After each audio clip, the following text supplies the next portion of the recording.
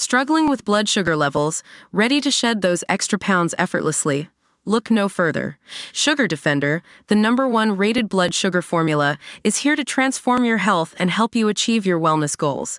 Click the link in the video description to get started with Sugar Defender today. Vladimir Putin has censored a Euros broadcast to stop Russians from hearing a rude chant about him at the tournament. Georgian fans loudly chorused "Putin is ahead" around the 38th minute of their team's game against Turkey before it was scrubbed in a cowardly move. The clash was shown live by Match TV, owned by Kremlin-obedient Gazprom media giant. The crude chant in Russian was heard live by viewers but was quickly removed in recordings of the match and replaced with general crowd noise. Independent Russian journalist Ilya Shepelin made fun of the censorship in a game won 3-1 by Turkey. He posted, "Here you go, Match TV removed chants about Putin from the Turkey-Georgia match from the recording of the European Championship broadcast. A subscriber sent me the live broadcast video. Fans are chanting the old football chorus of Kharkiv, Ukrainian, fans about Putin. The dictator was not invited to Germany for the championship, but he anyway appeared. This could be considered a victory." It was a rare case when Putin, not his opponents, was censored from a state TV channel in Russia. The Georgian fans were expressing their solidarity with the Ukrainian people, said Charter 97 pro-democracy group. Match TV earlier refused to broadcast Ukraine's 3-0 loss to Romania.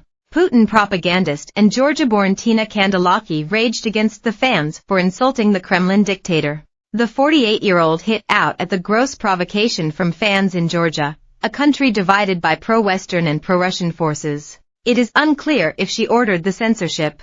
"The chant was dirty and vulgar," said Kandelaki, now deputy head of Gazprom Media, which owns the channel. The TV personality added, "During the broadcast of the Turkey v Georgia game, insults against the president of the Russian Federation were heard from the stands on Match TV. This is nothing new on the part of Georgian extremists." She also hit out at Georgian people seeking closer ties with the West. On Monday, Ukrainian forces were on high alert over fears Vladimir Putin's troops would launch a blitz during the Euros opener.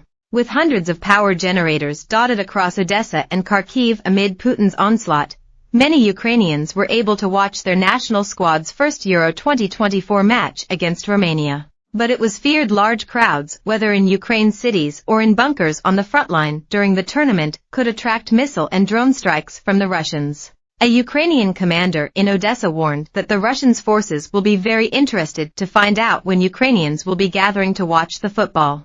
He told the Irish Sun, "I cannot tell you if we are going to watch football. Imagine, let's say, that the enemy knows that at a certain time we will gather to watch football. I am sure that they are very interested in finding out. What I can tell you is that we will be even more prepared to repel the Russian attack during Ukrainian fixtures at the Euros." A soldier with the call sign Maverick said there is no time or place for football in the trenches. "Most people don't understand what it is like to live in the trench. You always have to be alert," he said. "You can hear kamikaze FPV drones loaded with explosives from a distance of 25 to 30 meters, and you need to try to survive. It can attack you at any moment." Those watching would have seen a fan invade the pitch before being dragged off by security during Romania's 3-0 win. The supporter, who was wearing a yellow t-shirt, appeared from one of the stands behind the goal before a Ukraine corner. He managed to get to Romanian star Nicolae Stanciu, but was swiftly whisked away by stewards before anything happened. The game quickly resumed with Romania leading 3-0 in the Group E clash. There was an incredible atmosphere inside the Allianz Arena in Munich. That was largely down to the Romanian supporters who made a raucous noise that spurred on their side. Some could even be seen in tears as their side marched to a first Euros victory in 24 years.